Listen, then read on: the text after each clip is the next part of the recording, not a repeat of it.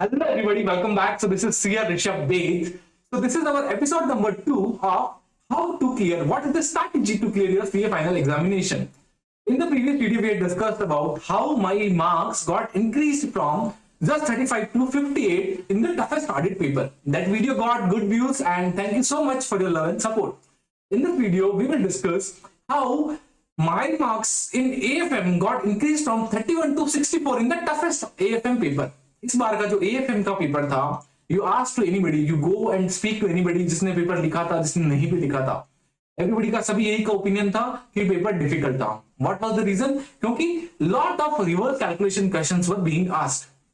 Reverse calculation बोले तो मतलब आंसर दिया हुआ था, you have to arrive at the question. सब लोग क्वेश्चन के लिए आंसर का प्रिपेयर करके जाते हैं. आईसीए ने बोला भाई रुको, हम लोग एक बार आंसर दे देते हैं, आप हमको क्वेश्चन निकाल के दो. तो that was the issue this time. तो ऑलमोस्ट 50-60 से ज्यादा मार्क्स का जो पेपर था वो किससे आया था? रिवर्स कैलकुलेशन के थ्रू था. और एक दो क्वेश्चन में मिस्टेक्स भी आ गई थी, गड़बड़ी भी थी, तो उसका भी कुछ ग्रेस मार्क्स मिला होगा definitely. So we will discuss what with the overall strategy to tackle these kind of papers. Along with that, what was the mistakes that I committed in the earlier attempts which I did not committed this time, so that my in the toughest paper में मेरे को exemption मिल गया. So if you like the video, please share this with all of your friends. And now, without wasting much of time, let us begin.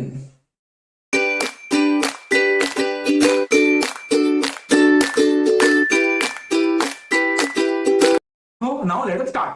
सबसे पहले तो let me show you the mark sheets. आपको दिखा देता हूँ कि यहाँ पे देखिए, this was 31 marks in SFM and now it got increased to 64 in the November 2024 attempt. Now let us move forward. 31 से 64 करने का सीक्रेट. First one, coverage. तो in the earlier attempt I had skipped derivatives. Derivatives का जो chapter होता है वो मैंने स्किप कर दिया था.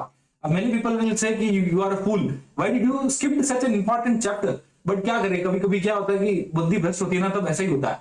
तो व्हाट हैपेंड इन डेरिवेटिव्स, मैंने प्रीवियसली जो आता ना पेपर एनालिसिस, मतलब कि किस कौन से चैप्टर से कितना वेटेज का क्वेश्चन पूछे गए थे पास्ट अटेम्प्ट्स के अंदर, तो उसके बेसिस पे I got to know that 8 से 10 मार्क का क्वेश्चन डेरिवेटिव से आता है.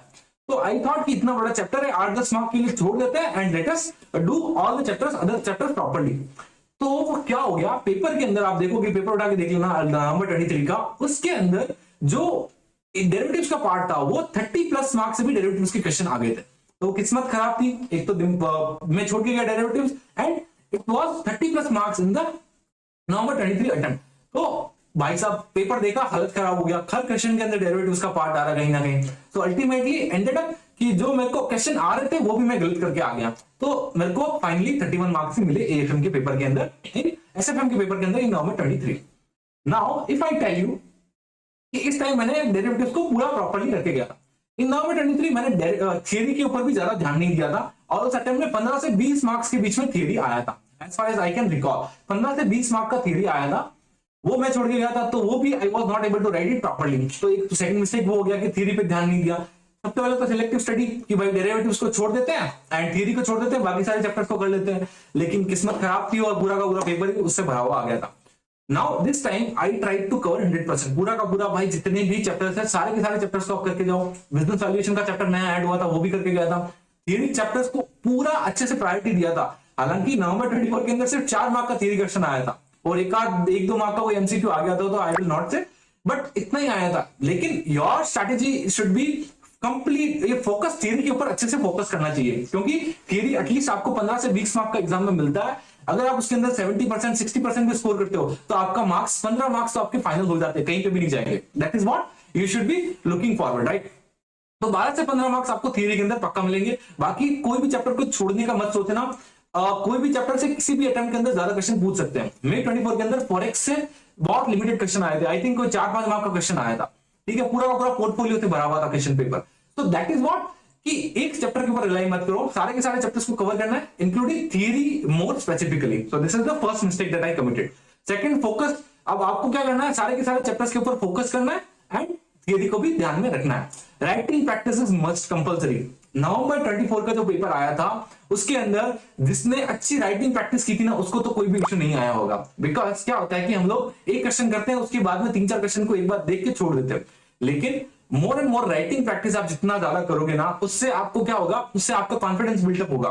एंड आई विल सजेस्ट कि जो मयंक कोठारी सर का है, मयंक कोठारी सर, उन्होंने एग्जाम से आई थिंक 1 मंथ और 1.5 मंथ पहले 263 क्वेश्चंस का इंपॉर्टेंट क्वेश्चंस का पीडीएफ अपलोड किया था।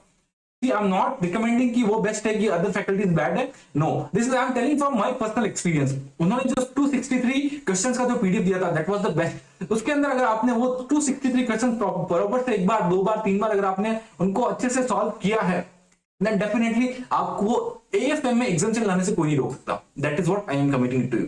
मतलब सारे के सारे all the important questions being covered, सारे के सारे रिवर्स कैलकुलेशन, अगर आपने उसको प्रैक्टिस करना पड़ेगा, उसको प्रैक्टिस करोगे तो आपको रिवर्स कैलकुलेशन भी क्वेश्चन भी आपको आप आराम से कर पाओगे। So that was about the material. मतलब हमारे आईसीआई मॉड्यूल तो अपने को करना ही है, आईसीआई मॉड्यूल को तो बिल्कुल भी भूलना ही नहीं है। एक भी क्वेश्चन चाहे कोई भी फैकल्टी का हो, आप क्या करो, अगर आपने लेट्स से आप मर्जर एंड एक्विजिशन का चैप्टर कर रहे हो, ठीक है, मर्जर एक्विजिशन कर रहे हो, तो क्या होती है, जितने भी फैकल्टीज होते हैं ना, वो ऑलमोस्ट 90 से 95 तो 95 टू 99% तक क्वेश्चन वो लोग इंक्लूड करते हैं अपने आईसीआई मॉड्यूल के जो क्वेश्चन होते हैं वो अपने मटेरियल में इंक्लूड करते हैं। लेकिन for being on the safer side, अगर आपने 2 घंटे एलोकेट किए हैं कि मेरे को मर्जर एंड एक्विजिशन पढ़ना है, 10 मिनट ज्यादा निकालो, आईसीआई मॉड्यूल को फटाफट गो थ्रू कर लो कि क्या उसमें कोई नया क्वेश्चन है क्या। I am not asking you to resolve all the questions in the ICI material. आप उसमें बस एक बार आप देख लोगे ना, आपको मालूम पड़ जाएगा कि क्या इसमें और भी कोई नया क्वेश्चन है which is not covered into my material.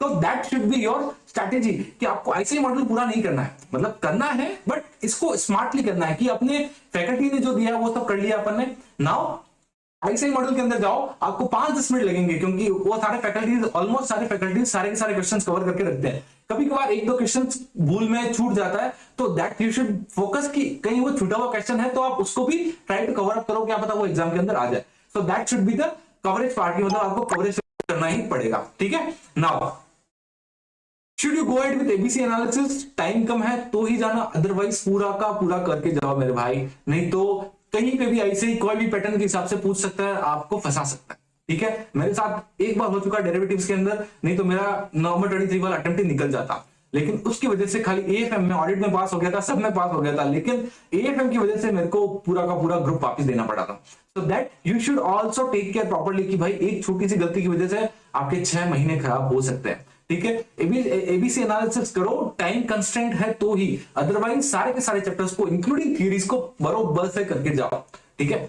Mock test definitely you should write. मैंने इस बार मॉक टेस्ट भी अच्छे से लिखे थे, मतलब जो आईसीआई वाले मॉक टेस्ट आते हैं ना वो वाले, that also I had try to cover up, at least एक मॉक टेस्ट अपन लिखे। और मैंने जब लिखा था तो मेरे को 83 मार्क्स आए थे मॉक टेस्ट 1 के अंदर, तो आई वाज सुपर कॉन्फिडेंट कि भाई इस टाइम तो निकल जाएगा 101%, कोई डाउट नहीं आएगा।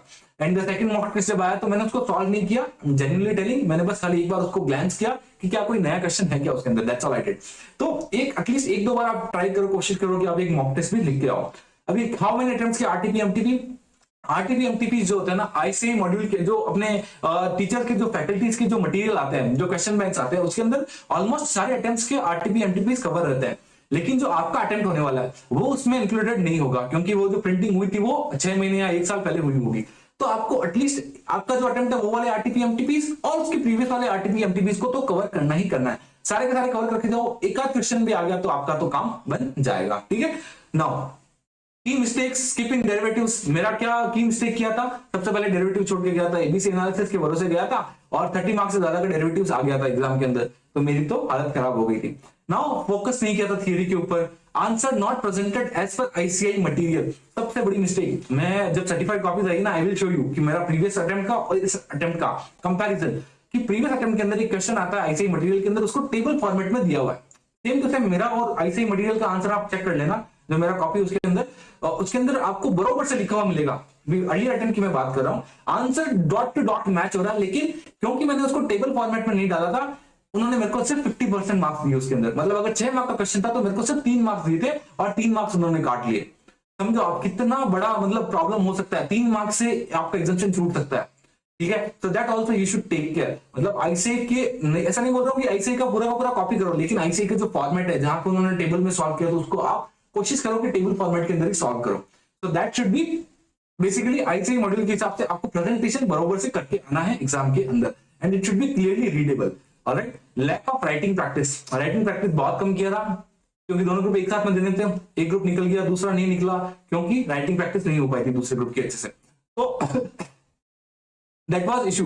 राइटिंग प्रैक्टिस मस्ट कंपलसरी, हर पेपर के अंदर आपको राइटिंग प्रैक्टिस करना है, चाहे वो एफआर हो, चाहे वो ऑडिट हो, चाहे डीटी हो, चाहे वो आईडीटी हो। तो that is one thing. So only relying on ABC analysis, पहले भी मैंने बताया एबीसी एनालिसिस पे तभी रिलाई करो जब आपके पास टाइम कंस्ट्रेंट हो। अगर आपके पास लगता है कि मतलब ऐसा टाइम कंस्ट्रेंट तो सबके पास रहेगा, but it should not be like कि आपके पास टाइम है मतलब आप थोड़ा ज्यादा पुश कर सकते हो अपने आप को, थोड़ा सुबह 1-2 घंटा जल्दी उठ के पढ़ाई कर सकते हो, या फिर रात को 1-2 घंटा एक्सटेंड कर सकते हो, तो दैट यू शुड डू। अगर आपके पास बिल्कुल भी टाइम नहीं, भाई मेरा तो पूरा का पूरा शेड्यूल पैक है, तो आप थोड़ा बहुत देखो एबीसी एनालिसिस को, लेकिन एटलीस्ट हर चैप्टर को टच करने की कोशिश करना, that I would recommend to you.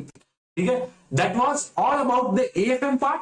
How did you like the video? Please do let me know in the comment section. अगर आपको वीडियो पसंद आए तो अपने सारे दोस्तों के साथ भी शेयर कर देना, ताकि उनका भी कुछ भला हो जाए।